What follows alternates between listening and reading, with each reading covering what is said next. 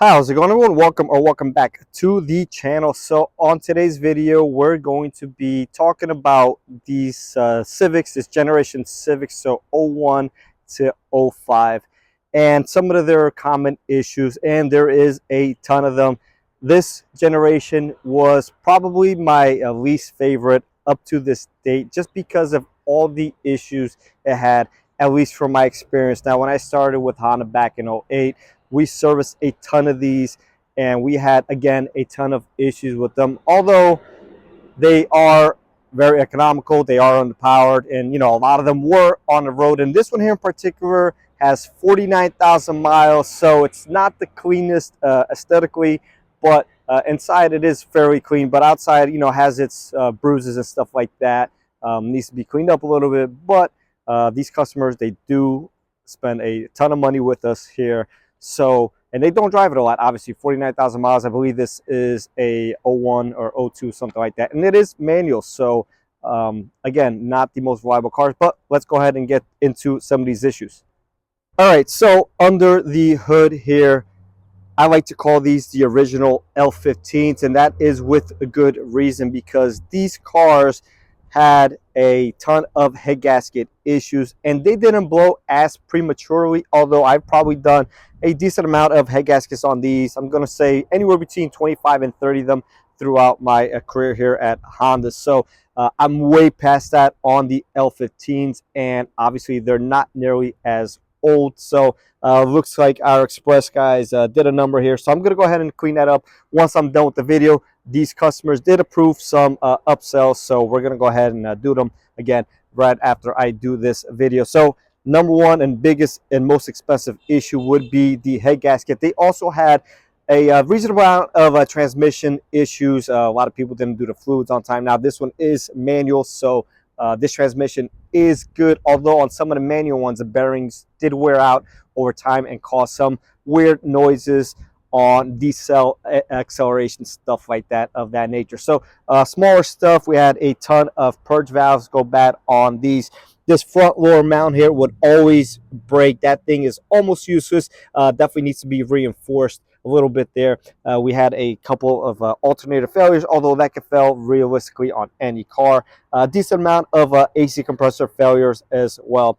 And this mount was another failure point here. And you can see there's evidence here that it's already touching the mount here. So it is sort of collapsed already. We have a decent ring over here, but it's not vibrating just yet. So we're going to keep an eye on that. Again, they don't drive it a lot. And I believe I've done 2 timing belts on this vehicle already. And soon we'll be ready for the third one. So at that point, we will have to see how the oil pump is doing. Again, another common leaking point. So if the oil pump is leaking, we'll recommend an oil pump reseal with the time belt package next time it is due. Compliance bushings on this vehicle, they wore a lot, so we constantly had to change them between 30 to 60,000 miles depending on how the person drove. Now this one I believe is only on its first set, just because of, again, low mileage. And with that, when the bushings were out, it prematurely damaged these struts, so kind of was a domino effect. And these suspensions, just, it doesn't ride good. Probably one of the worst riding Civics, again, in my opinion. After this, they kind of seem to work on that, and the next generation Civic was a ton better, at least with the R18 and stuff like that. And it just drove a lot better than this one did. So just to recap here: engine head gasket, transmission failures, both manual and automatic, a lot more on the automatic side. The manual one is still road, even if it made noise, but it can get annoying for certain people at that point. If you happen to have a hybrid version of these, then we had a ton of IMA battery failures, battery packs as well. So another huge expense for the consumer here. And we'll just bring you inside the vehicle here. So it is manual, as I stated. Interior is fairly clean, actually, and we have 49,000 miles here, so very good. No real damage here. We had a couple issues here with these control panels as well. This was before anything fancy inside, so no switches here to get fluids on or anything like the newer vehicles and stuff like that. Hood latch cables also break a ton of, so not really too crazy of an expense, although something that was fairly common with these vehicles as well. And really, the big expenses here were AC issues, head gasket issues, transmission issues, very common suspension issues, so repetitive stuff there to get replaced time and time again.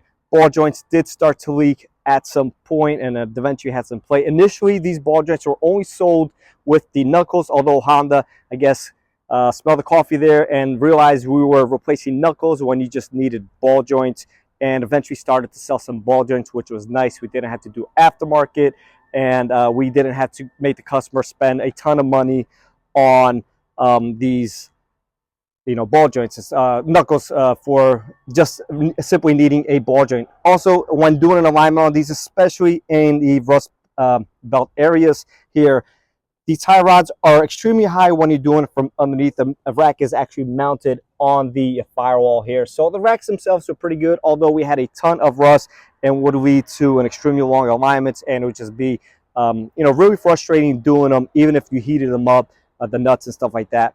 It's kind of free stuff up. As they cooled off, they got hard again. So alignments on this car are pretty frustrating, but that's basically the gist of it. Window regulator, stuff like that, as the cars age. But this is any car as well. We start seeing some broken wires in here, so just something to keep in mind if you're in the market for one of these cars and you have like random door locks not working, or windows working with the window door open but not closed, or vice versa. So something to be on the lookout for there.